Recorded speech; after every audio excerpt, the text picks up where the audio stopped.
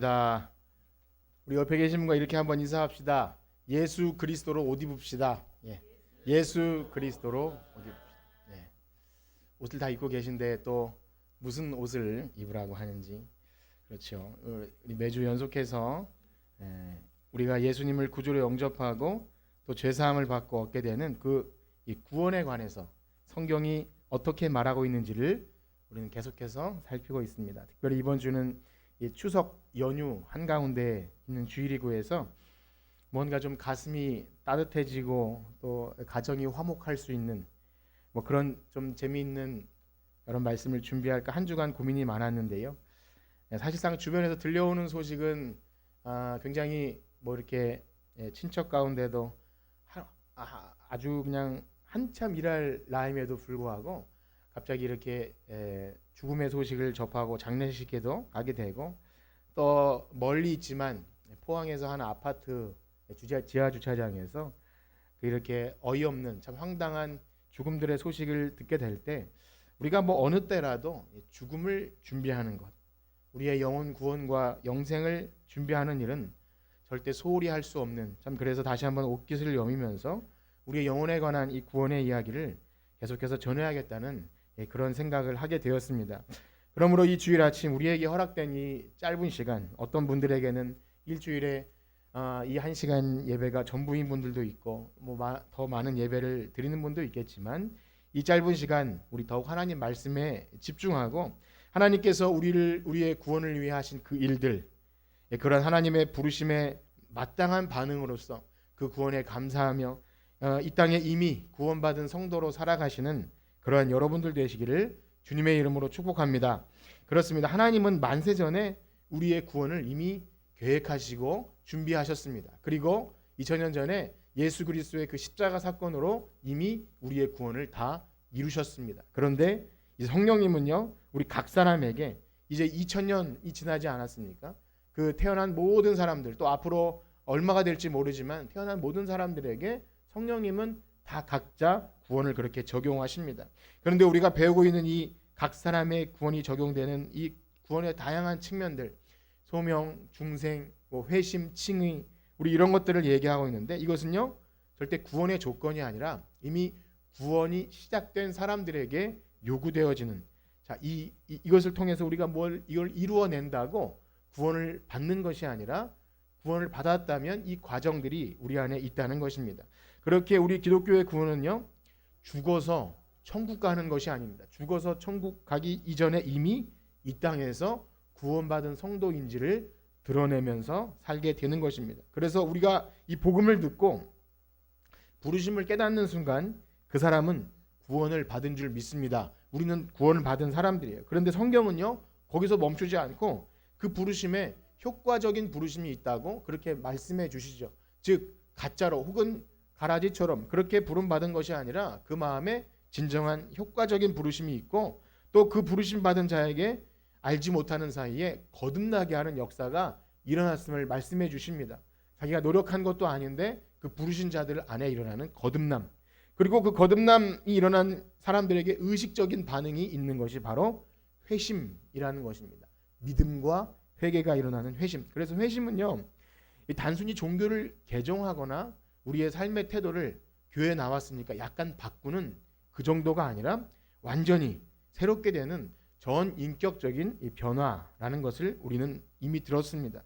그래서 참되게 믿는 자들에게는 반드시 이 참된 회개가 있고요, 이러한 참된 회개가 없이는 구원을 받았는지 안 받았는지 또 우리는 고민하게 되는 것입니다. 그러므로 우리가 이러한 구원에 관한 지식을 살피는 것은요, 단순히 이 지식을 얻는다고 생각하지 마시고 아주 실제적이고 현실적으로 내 신앙생활 안에 이러한 이 구원에 관한 내용들, 성경이 말하는 구원의 다양한 측면들이 지금 현재 이루어지고 있는가, 그것을 여러분들은 꼼꼼히 살피셔야 됩니다. 그리고 회개의 참된 열매들이 있는지를 가만히 생각하시면서 오늘도 하나님 말씀 앞에 참 겸손하게 우리의 구원을 확인해 나가는 귀한 시간 되시길 주님의 이름으로 축복합니다. 특별히 오늘은요, 우리 교회가 함께 나누고 있는 에베소서 말씀을 가지고 그 시작을 하겠는데요. 에베소서는 언제 보아도 우리의 구원과 또 우리 구원받은 신자의 교회, 그리고 이 세상에서의 삶을 너무나 참 집약적으로 아름답게 다루고 있는 그런 책이라서 우리 이 개혁교회 참 선배이신 칼빈 선생님은 이 에베소서를 굉장히 소중하게 또 너무나 사랑했다고 그렇게 말하고 있습니다. 그래서 오늘은 우리 신자들의 이 구원에 있어서 반드시 있어야 될 이 회개에 관한 이야기를 오늘 에베소서 가지고 함께 나누겠는데요. 우리 참 처음부터 하신 분들은 아시겠지만 에베소서 1장에서 3장까지는요. 그 구원의 노래를 합니다. 찬송하리로다. 우리를 구원하시 만세전에 계획하시고 십자가의 피로 구속을 이루시고 성령의 그 보증으로 우리를 인쳐 주신 그 하나님을 찬양하고 그 성도들이 그 구원의 은총을 알기를 원하는 기도와의 내용들이 쭉 나오다가 이제 이 4장으로 오게 되면요. 그러므로 주 안에서 갇힌 내가 너희에게 권하노니 너희가 부르심 받은 일에 합당하게 행하라. 그렇게 구원받은 신자의 삶에 대해서 나오게 됩니다. 구원받은 성도로서 주어진 삶에서 어떻게 살아가야 되는지를 이 구체적인 측면으로 다루고 있습니다. 그렇습니다. 성경이 말하는 우리의 구원은요. 우리가 나중에 죽어서 들어가게 되어서 그것을 말하고 있지 않고요. 이미 이 땅에서 구원받은 성도로 살아가는 그 모습을 통해 그가 정말 구원받은 사람인지 아닌지를 알게 되고 새 사람을 입은 성도의 삶을 통해 하나님께도 영광에 돌아가겠지만 믿지 않는 자들이 그 옳은 행실을 보고 하나님께 돌아오는 그러한 참 빛된 삶을 살도록 요청받는 것입니다. 그러기에 이 4장 이후에 나오는 여러 가지 그 윤리적인 삶의 내용들, 거짓말을 하지 말고 참된 말을 하고 분을 품어도 해가 지기까지 품지 말고 또 도둑질하지 말고 하는 이런 여러 가지 이 윤리적인 교훈들은요. 그 덕목들을 억지로 지켜내라는 것이 아닙니다. 그것을 지켜야 내가 구원을 받는다 이것이 아니라 이미 그리스도의 피로 새 사람 된 그런 사람들에게 변화받은 신분의 이 소중함을 알아서 어찌 너희가 그 과거에 썩어져가는 옛 구습을 살 수 있겠느냐. 이러한 이 사실은 사랑의 요청입니다. 그래서 오늘 새벽에는 사랑 가운데 행하라. 예수 그리스도의 그 사랑 가운데 행하라 라는 그런 말씀을 드렸습니다. 그런데 문제는 무엇입니까? 그것이 그렇게 말처럼 쉽지 않다는 것이 가장 큰 문제이죠. 알긴 알지만 듣긴 들었지만 우리 썩어져가는 옛 구습을 버리고 새 사람을 입으라는 이런 그 표어처럼 얼마나 많이 들었습니까? 그런데 안 되는 것이 문제라는 거죠. 분명히 나는 예수님을 믿고 체험도 있었고 들은 말씀대로 성령님이 여러분들 안에 거하십니다. 아멘 하면서 거함을 알아요. 그러나 여전히 죄악의 쓴뿌리가 남아서 분명히 말씀대로 살고 싶은데 시험에 걸려 넘어지고 분을 품어도 쉽게 내려놓지 못하고 결국 죄를 짓게 되는 것이 우리의 참 이 땅에 살아가는 현실입니다. 그러나 사랑하는 성도 여러분, 진짜 구원받은 성도는 이 문제에 결코 자유로울 수 없습니다. 아니 자유로워서는 안 됩니다. 이 말씀은 죄에서 자유롭지 말라는 말이 아니라 이 고민, 내가 구원받았음에도 불구하고 내 삶은 왜 이 모양 이 꼴인지라는 그러한 고민에 대해서 여러분 빨리 내려놓지 마십시오. 그것을 내려놓고 자꾸만 그냥 모른 척하는 순간 우리 구원이 얼마나 소중함을 잊어버립니다. 오히려 말씀을 듣고 그러한 자신을 발견하지 못하고 그러면 결국 믿음의 근심이 없고요. 그러한 믿음의 근심이 없을 때 하나님의 뜻대로 하는 후회할 것이 없는 회개에 이르지 못하게 된다는 것입니다. 그렇습니다. 우리가 겪고 있는 이 문제는요. 우리만의 문제가 아님을 여러분 좀 안심하십시오. 우리만의 문제가 아니라 모든 신앙의 선배들이 겪었고 참 예수 그리스도를 사랑한다고 그래서 그의 온 삶을 다 드렸던 사도 바울조차도 아마 그의 인생 마지막 순간까지 오라 나는 곤고한 사람이로다 이렇게 참 울부짖었던 것 같아요. 우리 그 부분을 한번 같이 읽어볼 텐데요. 로마서 7장 18절에서 24절까지 말씀을 우리 한번 교독해 보도록 하겠습니다. 제가 먼저 읽을게요. 내 속 곧 내 육신에 선한 것이 거하지 아니하는 줄을 아노니 원함은 내게 있으나 선을 행하는 것은 없노라.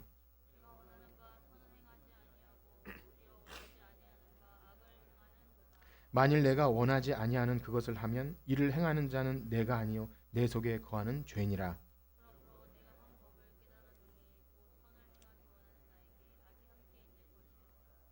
내 속사람으로는 하나님의 법을 즐거워하되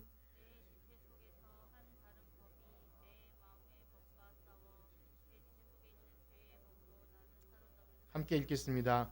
오라 나는 곤고한 사람이로다. 이 사망의 몸에서 누가 나를 건져내랴. 이것이 우리의 탄식이 아니겠습니까? 예. 참 구원받은 신자는 이 탄식이 내 이야기로 들리죠. 그렇습니다. 우리 구원받은 성도들은 이 땅에서 이미 구원받은 성도라는 것을 믿고 살아가지만 이 육신을 가지고 있는 한 죄가 육체를 타고 들어와서 우리의 거듭나지 못한 옛 본성을 자꾸 불쑥불쑥 드러나게 함을 우리는 설교를 통해 설명하지 않아도 매일매일 경험합니다. 그렇기 때문에 우리의 구원은 그리스도께서 이미 다 이뤄놓으셨지만 우리가 이 땅에 주어진 이 시간을 살아가는 동안, 우리에게 허락된 이 시간을 살아가는 동안 날마다 분투하고 앞에 있는 것을 잡으려고 쫓아가면서 달려나가는 그 선수처럼 날마다 우리의 주신 구원을 이루어가는 존재임을 잊지 않기를 축복합니다. 근데 우리가 알아야 할 사실은요, 우리가 넘어지는 것이 아까 당연하다고 말씀드렸지만 이것이 마귀의 역사임을 또 아셔야 됩니다. 그래서 당연히 여기지 마시고 어떻게 하면 이 마귀의 권세 이길 수 있을까? 그래서 마귀는요, 예수님조차 찾아와서 시험을 했던 이 거짓의 아비라고 말하죠. 마귀는 바로 우리를 넘어지게 하고 참소하는 자인데요, 이미 구원 얻은 자들까지 찾아와서 네가 그러고도 구원받은 자냐, 네가 그러고도 네 삶이 그런데 거듭난 사람이냐, 자꾸 우리를 괴롭히죠. 방해하고 의심하게 만드는 것이 마귀의 역사입니다. 그래서 우리가 오늘 읽은 본문에 보면 바울이 제시하는 이 새 사람으로 옷 입으라는 이런 이 명령 안에 썩어져가는 옛 구습을 이야기한 후에 이 일이 마귀에게 틈을 주는 일이라고 이렇게 말하죠. 우리 다시 에베소서로 돌아와서 에베소서 4장 26절과 27절 같이 읽겠습니다. 시작. 분을 내어도 죄를 짓지 말며 해가 지도록 분을 품지 말고 마귀에게 틈을 주지 말라. 그렇습니다. 우리가 분을 내려놓지 못할 때 마귀에게 틈을 주는 겁니다. 마귀가 굉장히 좋아하겠죠.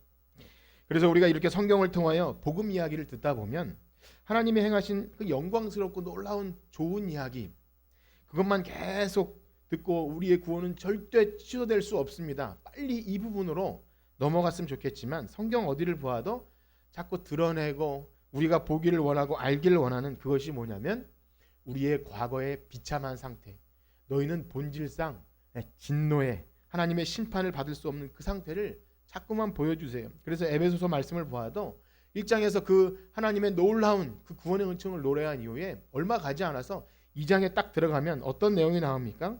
너희는 너희의 허물과 죄로 죽었던 본질상 진노의 자녀였다. 우리 그 부분을 한번 같이 읽겠습니다. 에베소서 2장 1절에서 3절입니다. 다 같이 한번 읽어보겠습니다. 시작. 그는 허물과 죄로 죽었던 너희를 살리셨도다. 그때 너희는 그 가운데서 행하여 이 세상 풍조를 따르고 공중의 권세 잡은 자를 따랐으니 곧 지금 불순종의 아들들 가운데서 역사하는 영이라. 전에는 우리도 다 그 가운데서 우리의 육체의 욕심을 따라 지내며 육체의 마음에 원하는 것을 하여 아멘. 사실 2장 1절에 그는 허물과 죄로 죽었던 너희를 살리셨도다. 이 부분 뒷부분은 없고요.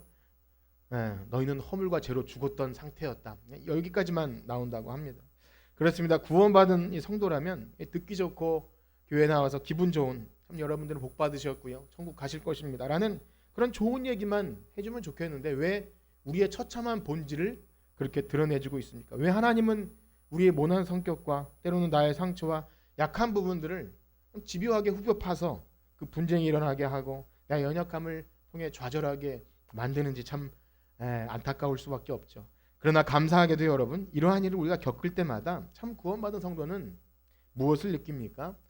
우리가 얻은 구원이 내가 뭘 잘해서 얻은 것이 아무것도 아니구나. 참 이런 은총 받을 자격 없는 처참한 본질상 진노의 자녀에게 전적으로 하나님이 은혜를 주셔서 예수님이 대신 십자가 져 주셔서 이렇게 자격 없는 우리를 의인 삼아 주셨구나. 여러분, 이런 한량 없는 은총을 우리의 죄성을 통해서 더욱 느끼시길 축복합니다. 그런데 우리가 말씀을 통해서 이러한 것이 제대로 발견되지 못할 때, 성경을 꼼꼼히 보면서 우리가 정말 본질상 진노의 자녀였고 정말 그때는 약속이었고 외인이었고 이스라엘 밖의 나라였고 할례도 없었고 그런 좀 부정적인 이야기를 들으면서 우리 자신을 발견하지 못할 때 우리가 언제 그랬냐는 듯 우리가 유대인보다 약속의 자손보다 더 약속의 자녀인 것처럼 한량없는 사랑을 언제 받았냐는 듯 까먹고요. 그렇게 개구리가 올챙이적 생각하지 못하듯 입에서 독한 말을 내뱉고 분을 내고 용서하지 못하는 그런 바리새인과 그런 서기관처럼 그런 모습이 우리 안에 뿜어져 나온다는 사실을 경험하죠. 그래서 오늘 본문에 보면 바울이 여전히 옛 본성이 넘실대는 그 에베소 사람들 향해, 그 에베소라는 땅이 얼마나 우상 섬기고 참 음란한 그런 도시였는지 몰라요. 그들을 향해 이런 요청을 하고 있습니다. 우리 에베소서 4장 20절에서 24절인데요.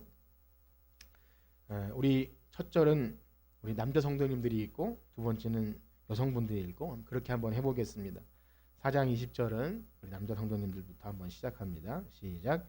오직 너희는 그리스도를 그같이 배우지 아니하였느니라. 진리가 예수 안에 있는 것 같이 너희가 참으로 그에게서 또한 그 안에서 가르침을 받았을진대 썩어져가는 구습을 따르는 옛사람을 벗어. 함께 읽겠습니다. 하나님을 따라 의와 진리의 거룩함으로 지으심을 받은 새 사람을. 아멘. 여기서 새 사람을 입으라는 명령은 사실 회개의 요청이고 다시 돌아오라는 요청입니다. 왜냐하면 이 말씀은 이미 새 사람을 입은 사람들에게 주시는 말씀이지 이방인들에게 주시는 말씀이 아니에요. 그래서 우리가 애쓰고 노력해서 내가 새 사람을 입는다는 것이 아니라 이미 그리스도의 피로 새 옷을 입혀주신 그것을 확인하고 다시 돌아오라는 이 복음을 들은 사람들에게 주시는 요청입니다. 그러니 복음을 믿고 새 사람 된 성도들에게 계속되는 회개가 요청되는 것이고요. 그래서 구원받은 성도일수록 계속해서 이 진리의 말씀을 듣게 될 때, 듣고 보고 설교를 듣고 또 이 말씀을 묵상하고 나의 모습을 발견해야 그리스도께로 점점 돌아가는 기회를 잃지 않습니다. 이것이 우리 안에 일어나지 않으면 점점 이 믿음이 흘러떠 내려가게 되는 겁니다. 어떻습니까? 사랑하는 성도 여러분, 한 주간도 말씀과 동행하셨습니까? 가만히 생각해 보면 우리가 똑같은 일에 자꾸만 걸려 넘어지고 시험에 들고 분을 참지 못할 때 여러분 우리의 속사람을 한번 가만히 들여다 보십시오. 내가 진리의 말씀 안에 서 있는가? 읽기는 읽었지만 또 마귀에게 틈을 내주고 있는 것은 아닌가? 날마다 회개가 일어나고 있는가? 여러분 우리는 말씀 앞에 겸손하게 날마다 세워야 합니다. 그렇기 때문에 성경은 결코 회개가 없는 구원을 말하고 있지 않습니다. 그것도 단순히 벌을 받기가 두려워서 이러다가 혹 내가 구원이 떨어질까 봐 그냥 급급한 어린아이들이 그냥 이번만 용서해달라고 하는 그런 식의 회개가 아니라 우리 성경은요 참된 회개를 이야기하고 있죠. 나와 같은 죄인을 구원해 주시려고 우리 십자가 지신 그 사랑하는 주님을 아프게 해드리는 것이 더 이상 신자로서 할 일이 아니라는 그런 생각으로 돌아오는 거죠. 급급하게 이렇게 모면하듯이 뭔가 이렇게 급한 불 끄듯이 하는 것이 아니라 그런 마음으로 예수님을 사랑하는 마음으로 뼈아픈 회개가 일어나야 한다는 것입니다. 그렇습니다. 성경이 말하는 참된 회개는 단순히 겉으로만 드러나는 어떤 행위의 차원에서의 문제가 아니라 내가 예수 그리스도의 피로 구속받은 죄인인데 결코 과거로 돌아갈 수 없다. 그 옛날의 모습, 예수님을 알기 전의 모습으로 돌아가는 것은 예수님의 십자가를 욕보이는 일이다. 이러한 예수님 사랑하는 마음으로 전인격적인 변화를 요구하는 것입니다. 그 일을 위해서 우리는 언제나 이 진리의 말씀 앞에 여러분 삶을 비춰야 합니다. 그리고 죄악된 것에서 돌이키는 일이 계속해서 일어나야 합니다. 그렇기 때문에 하나님의 법은요 우리의 죄를 깨닫게 합니다. 우리 말씀 한 구절 읽겠습니다. 로마서 3장 20절인데요. 혹시 주무시는 분들이 있다면 고개를 드시고 다 같이 한번 로마서 3장 20절 크게 읽겠습니다. 시작. 그러므로 율법의 행위로 그의 앞에 의롭다 하심을 얻을 육체가 없나니. 아멘. 하나님의 율법은 선합니다. 그래서 율법을 통해 우리가 죄를 깨닫게 합니다. 찔르고 아프고 힘들어도 말씀을 들을 때 우리의 죄가 발견되는데 그저 어떤 이러저러한 행위 한두 가지가 아니라 나는 내 속에서 죄가 뿜어져 나오는 그런 그냥 어쩔 수 없는 뼛속까지 죄인이구나 라는 것이 말씀을 통해 발견될 때 회개로 이끌어집니다. 지난주 말씀드린 바와 같이 그래서 잘못을 지적으로 우리가 그냥 이런 말씀을 듣고 그냥 그렇구나 내가 죄인이구나 이런 것으로 회개가 일어났다고 보기 힘든다는 거죠. 그래서 때로는 우리 설교도 들어요. 우리 여러분들 이렇게 추석에도 교회 나오신 분들은 참 귀하신 분들이에요. 그래서 매일 성경도 하시고 그럴 때 무엇을 발견합니까? 내가 또 실수했네. 또 넘어졌네. 그런데 신기하게도 그것을 그냥 그렇게 반복하면요 굉장히 무뎌져요. 그렇지 뭐 하고서는 그냥 넘어갑니다. 페이지를 빨리 넘기듯이 그렇지 뭐 내가. 근데 그것을 반복하면 절대 안 됩니다. 진정한 회개는요, 그러한 지적인 깨달음으로 인한 회개에 멈추는 것이 아니라 그 앞에서 잠깐 머물죠. 시간을 두고 머물고 하나님을 내가 슬프게 했다는 것 때문에 슬픔과 통회가 일어나야 합니다. 이것이 바로 하나님의 뜻대로 하는 근심에 이르게 하죠. 여러분, 그 근심을 절대 무뎌지게 하지 마십시오. 구원에 이르는 회개로 꼭 이루어져야 합니다. 다윗도요, 자신의 죄를 깨닫고 그래서 시편을 쓸 때 상한 심령 가지고 탄식하면서 하나님께 울부짖습니다. 사도 바울도 아까 읽은 것처럼 오라, 나는 곤고한 사람이로다. 그가 많은 능력을 행했고 참 귀하게 쓰임 받아도 언제나 하나님 앞에서는 철저한 죄인임을 잊지 않죠. 특별히 참 유명한 기도가 있죠. 누가복음에 보면 세리가 자신의 죄를 회개할 때 이렇게 울부짖습니다. 우리 그 부분을 한번 같이 읽도록 하겠습니다. 누가복음 18장 13절인데요. 시작. 세리는 멀리 서서 감히 눈을 들어 하늘을 쳐다보지도 못하고 다만 가슴을 치며 이르되 하나님이여 불쌍히 여기소서. 아멘. 여러분, 이런 기도가 우리의 기도가 되길 축복합니다. 그렇습니다. 하나님의 진리의 말씀 앞에 서면 죄가 발견될 수밖에 없고요. 성령께서는 그 죄를 우리에게 인식하게 하셔서 회개에 이르게 하고 또 감정적인 변화를 일으키게 합니다. 역시 자신의 죄를 지적하고 깨닫고 감정적으로 울부짖는다고 해서 다 되는 것은 아닙니다. 바로 의지적으로 돌이키려는 마음이 있어야 됩니다. 그래서 우리의 회개는요, 지적으로 또한 또 감정적으로 또한 의지적으로 이것이 일어나야 참 인격적인 전인격적인 회개가 일어났다고 하는 것입니다. 그렇습니다. 진정 우리가 죄를 깨닫고 슬퍼했다면 이제는 나의 그 고집스러운 불순종을 내려놓고 어떻게 하면 의지적으로 돌아갈 수 있는지를 구체적으로 생각해야 됩니다. 그래서 여러분 매일 성경을 하실 때 그러면 이러한 죄가 발견되고 그러면 나는 어떻게 할 것인가를 적어보시는 거예요. 적으시면서 이것이 또 똑같은 반복 실수였다면 이런 순간에 맞닥뜨렸을 때 내 언행을 어떻게 해야 될 것인가. 내가 거짓말을 반복했다면 혹은 똑같은 음란함이나 어떤 죄 앞에 섰다면 그것을 의지적으로 끊어내기 위한 노력들이 발견되고 안 되면 목사님께 기도 요청을 하고 아니면 목장 리더와 함께 나누면서 아니면 공개적으로 얘기하기 어려우면 기도를 해주시는 분들과 함께 이게 의지적인 변화 여러분들에게 그런 것이 있기를 축복합니다. 대표적으로 데살로니가 교회 성도들은요 복음을 듣고 우상을 버렸어요. 참되신 하나님께 돌아오기 위해 자기가 이제까지 섬긴 우상을 내다 버리는 거예요. 이건 참 가시적인 일이죠.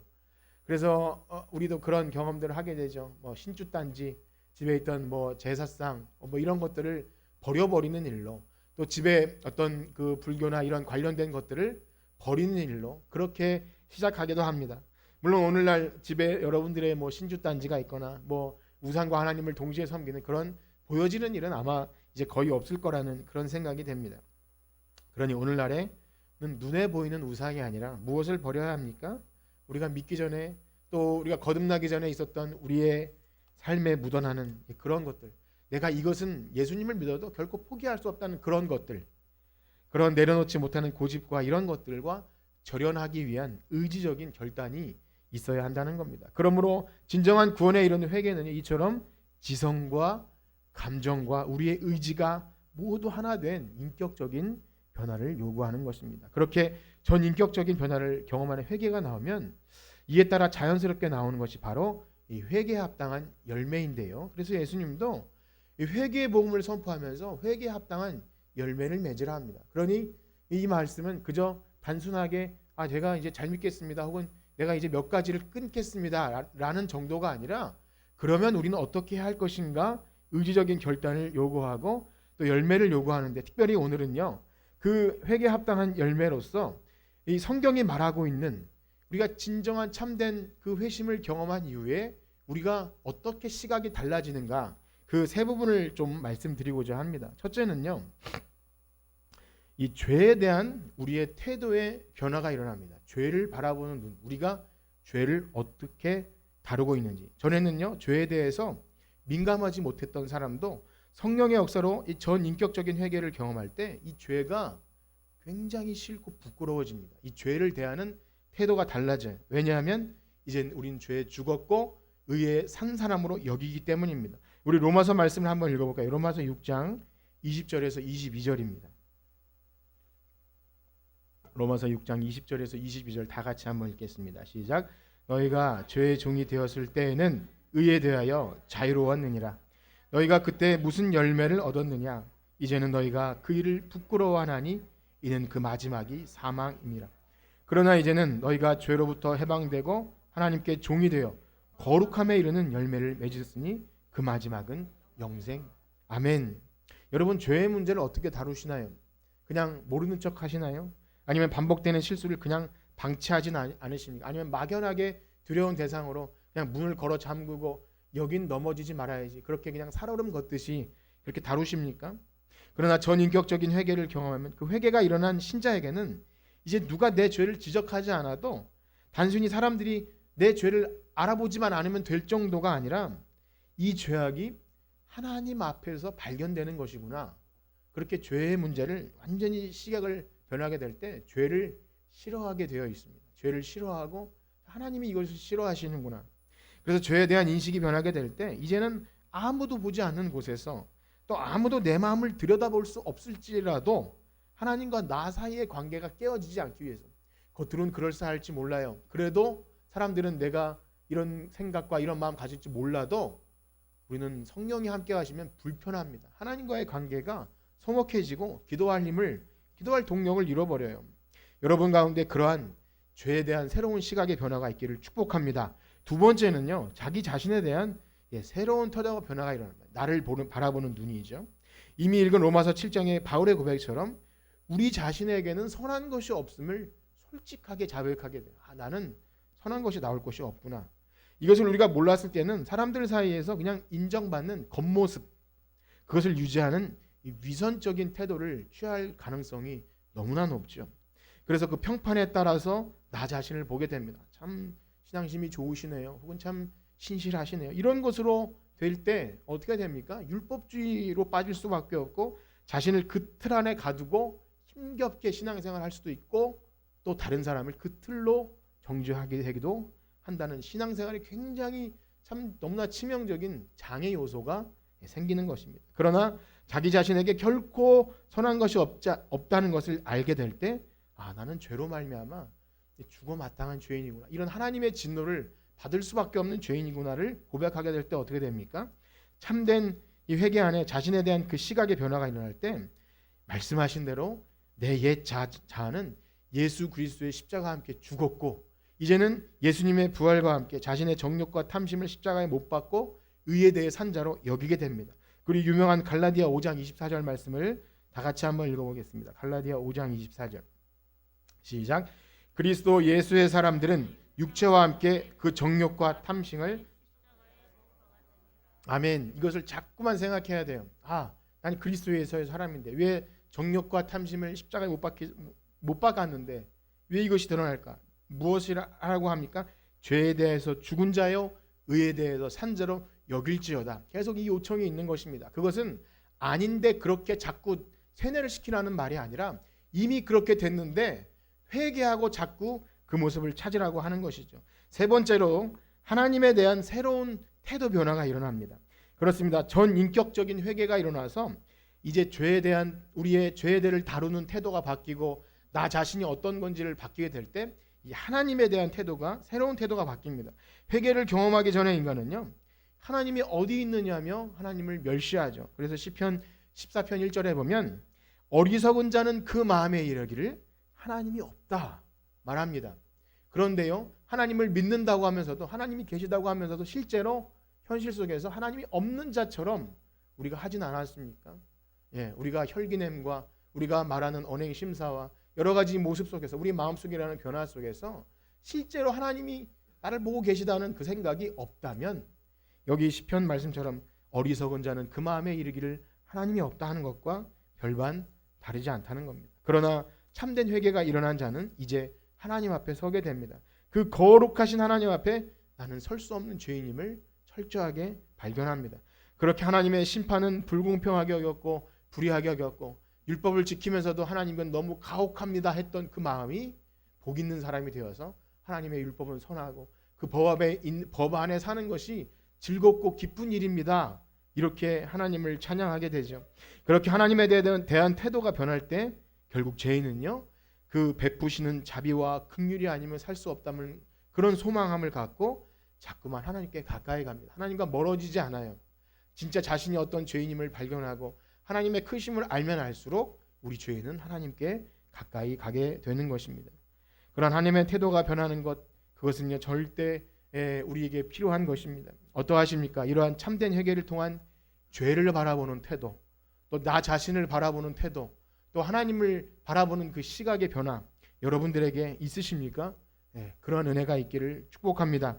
그러나 안타깝게도 오늘날 우리 믿는 사람 가운데도 이런 구원에 이르는 진정한 회개가 있음도 알지 못하기도 하고요. 그 회개라는 말을 듣긴 들었지만 이러한 나의 지적으로 또한 의지적으로 감정적으로 또 하나님께 돌아온 이 회개의 열매들, 내 태도가 변하는 것들에 대해서는 잘 생각하지 않아도 나는 이러한 저런 저를 회개해서 하듯이 고해성사 하듯이 내 마음의 불편함만 덜어내듯이 그 정도로 만족하는 회개 정도에 그치기도 한다는 것입니다. 그리고 하나님은 당신을 사랑하십니다라는 너무 좋은 말로 복음을 포장하는 것이 오늘날 기독교의 현실이 아닌가 그렇게 생각합니다. 그러나 사랑하는 여러분, 거룩하신 하나님 앞에 진정한 회개가 없이는 하나님의 사랑을 이야기할 수 없습니다. 왜냐하면 하나님의 사랑의 속성과 공의의 속성, 하나님의 그 진실과 거룩의 속성은 결코 절대 분리되지 않아요. 동시에 갑니다. 그러므로 우리가 이 옛사람과 또 새사람을 동시에 가지고 나갈 수 없듯이 하나님 앞에 설면서 이 우상과 또 하나님을 동시에 가지고 나갈 수 없기 때문에 우리는 그렇게 유체 이탈하듯이 이율배반적으로 하나님께 나아갈 수 없어요. 우리가 죄를 회개하면서 하나님 다 아시죠 하면서 의지적인 결단은 없이 계속 하나님의 사랑을 요구한다면 하나님이 얼마나 고통스러우시겠습니까? 그렇기 때문에 누구든지 사랑의 하나님 앞에 나오기 위해서 거룩하신 하나님 앞에 자신의 죄가 발견될 때 회개로 하나님께 나오기를 축복합니다. 그리고 마침내 그 거룩하신 하나님 앞에 자기의 죄를 회복하고 진정으로 회개하는 사람에게 그 사랑이 진짜 사랑임이 깨달아지는 거예요. 이 복음이구나. 하나님의 사랑이 없었다면 나는 원래 죽었어야 할 죄인이구나가 철저하게 깨달아지는 것입니다. 바라기는 여러분들의 신앙생활에서 이러한 거룩하신 하나님 앞에 인격적인 회개가 날마다 일어나기를 축복합니다. 혹 나에게 진정한 회개가 있다고 하시는 분들이 계시다면 오늘 말씀을 들으시고 그렇다면 나의 태도 변화가 있었는가? 죄를 바라보는 눈, 나 자신을 바라보는 눈, 그리고 하나님의 바라보는 그 태도가 변화가 있었는가를 여러분 한번 생각해 보십시오. 이러한 진정한 회개를 통한 태도 변화는요, 우리가 그리스도의 피로 새 사람 입은 성도들이 썩어져가는 옛 구습을 벗어버리기 위한 진정한 이 중요한 힘이 될 것입니다.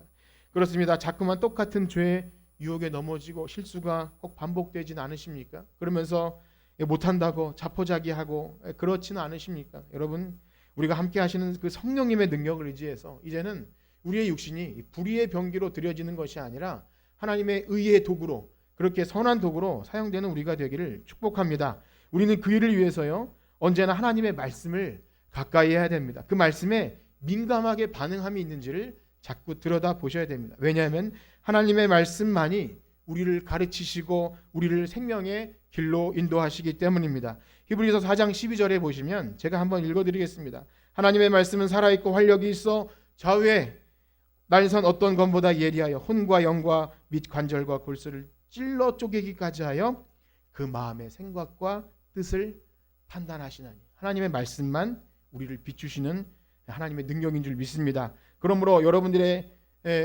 삶 속에 저는 참 담임 목사로서 다른 어떤 여러분들의 관심보다 여러분들이 말씀을 어떻게 대하고 삶에서 말씀을 읽고 있는지 저의 최대의 관심사는 그것이고, 여러분들을 위해 제가 다른 그 어떤 무엇보다 기도하고 할 수 있는 일은 그것이라고 생각합니다. 그리고 어떻게 하면 하루를 살아도 말씀과 동행할 수 있을지. 그래서 말씀이 내 삶을 비춰서 내 발에 등이 되고 내 길이 빛이 되는 것이 도대체 그것이 무엇인지를 좀 알기를 바라는 그러한 마음이 있습니다. 왜냐하면 하나님의 말씀 안에만 구원이 있고요, 믿음의 내용이 거기 다 들어있고, 죽었던 우리를 불러 살리시고 또 우리를 죄와 싸워 이기게 하시고, 또한 이 회개의 역사가 일어나는 것이 바로 이 하나님의 말씀이 있기 때문입니다. 좀 죄송한 말씀이긴 하지만 우리 중에 개인적으로 성경을 많이 보시는 분들도 있고 또 이렇게 읽고 묵상하는 그런 분들도 계실 거라고 생각합니다. 그럼에도 불구하고 저는 한 3, 4년 전부터 이 매일 성경이라는 묵상지를 여러분들에게 소개하고 함께 나누기를 원했습니다. 매일 성경이 이렇게 생긴 책입니다. 여러분 우리 교회 이런 것이 돌아다니는 것도 알고 계시나요? 이 불온서적이 아닙니다. 우리 함께 보는 새벽에도 보고 하는 말씀 묵상지입니다. 저는 이 책과 어떤 개인적인 관련은 아무것도 없습니다. 그러나 우리 교회 전체가 함께 같은 말씀을 묵상하고 그러면 저의 설교 속에 이것이 자연스럽게 묻어나올 수밖에 없고 그러면 제가 구체적으로 다양한 설명을 다 드리지 않아도 이 말씀이 여러분들의 삶에 조금 더 동력이 돼서 한 주간 살아가는 데 힘이 되고 또 여러분 개인적으로 새벽 예배 못 나오시거나 각자 삶의 패턴에 맞춰서 살아가실 때 그 말씀이 과연 내 삶을 인도하고 있는 것을 조금 알기를 원하는 그런 마음으로 권면을 했습니다. 그런데 때로는 공짜로 줘도 아닙니다. 전 필요 없어요. 나중에는 점점 숫자가 줄어들어서 한 10명 남짓 그것도 간신히 신청하시는 것 같습니다. 물론 이 버려지는 것이 싫어서 안 가지고 가시는 분들도 있고 그런 것도 알고 있습니다. 이 매일 성경을 해야 말씀과 동행한다는 말씀도 아닙니다. 뭐 어떤 식으로도 여러분들이 말씀과 동행하면 그것이면 괜찮습니다. 이것은 그저 어떤 한 동기부여에 불과한 것이죠. 이 책을 안 하시는 분들이라도 매일 말씀을 읽으시고 그렇게 하면 됩니다. 여러분들에게 한번 물어볼게요. 여러분들의 삶에 말씀을 통해서 인도되어진다는 것이 무엇인지 인식하고 계십니까? 하루를 살아가면서 그래도 하나님의 말씀을 듣고 내가 살아야지 하는 마음이 있으신가요? 그렇다면 여러분 잘하시고 계십니다. 하나님의 말씀은 살아있고 운동력이 있고 또 여기 이 매일 성경 껍데기 보면 주의 말씀은 내 발의 등이요 내 길이 빛이다. 여러분들의 삶을 살아갈 때 말씀이 없이는 안 된다는 그 생각이 투철하시길 축복합니다. 그것이 또 아니라면 여러분 주일에 들은 이 말씀이 여러분 일주일간의 삶에 어떠한 영향을 끼치고 있습니까? 이 문구 자체가 기억이 나지 않는다 할지라도 내가 주일에 들은 목사님께 들은 말씀이 여러분들의 삶의 순간순간 내가 욱하는 순간에 또 시험에 드는 순간에 이번 주에 썩어져가는 옛 구습을 버리고 새 사람을 입으라고 했는데 내가 이 똑같은 실수를 반복할 때 이것이 뭔가 반응이 오십니까? 그렇다면 잘하시는 것입니다. 조금이라도 내가 들은 말씀을 통해서 여러분들의 삶이 변화되고 분내는 일과 화를 참지 못하는 일, 깨어졌던 관계를 회복하는 일에 말씀이 뭔가 역사가 되어진다면 여러분들은 말씀이 필요한 것이죠. 만약에 그렇지 않다면 그저 형식적인 종교 생활에 불과한 것입니다. 여러분 그래서 만약에 그런 상태로 몇십 년을 교회 다녀도 그리스도의 장성한 분량에 이르기는커녕 그저 어린아이에 멈춰 있다면 이것은 도대체 무엇이겠습니까? 그리스도의 장성의 분량까지는 생각하지 못하더라도 그래도 내가 말씀을 통해 도전받고 이번 주엔 제가 죄를 좀 이기고 승리했어요. 제가 똑같은 실수에 반복해 넘어지지 않고 이번에는 제가 그리스도의 성령의 힘으로 이겨냈습니다. 이런 은혜가 있기를 간절히 축복합니다. 바라기는요. 살아계신 하나님의 말씀만이 여러분들의 삶을 변화시킬 수 있는 그 희망을 놓지 말기를 축복합니다. 여러분 그 믿음이 있으신가요? 우리가 들은 이 말씀이 우리의 삶을 변화시킬 거라는 그 믿음이 있으십니까? 이 믿음이 없다면 우리는 교회 나올 필요가 없는 거예요. 우리가 백날 교회 나와도 말씀이 내 삶을 변화시킨다는 그런 마음이 없이는 우리가 뭐하러 이런 말씀을 듣고 있습니까? 그렇습니다. 말씀만이 죽었던 우리를 살리고 새 사람 되게 하는 줄 믿습니다. 여러분 죄의 유혹을 충분히 이길 수 있습니다. 성령의 능력으로 우리는 우리의 감정과 우리의 깨어진 관계들을 회복할 수 있을 줄 믿습니다. 말씀을 통해 죄가 발견될 때 절대 그냥 묻어두지 마시고 지적으로 알았으면 또 감정적으로 울고 또 의지적으로 돌아오는 역사가 여러분들 가운데 있기를 축복합니다. 아멘. 기도하겠습니다.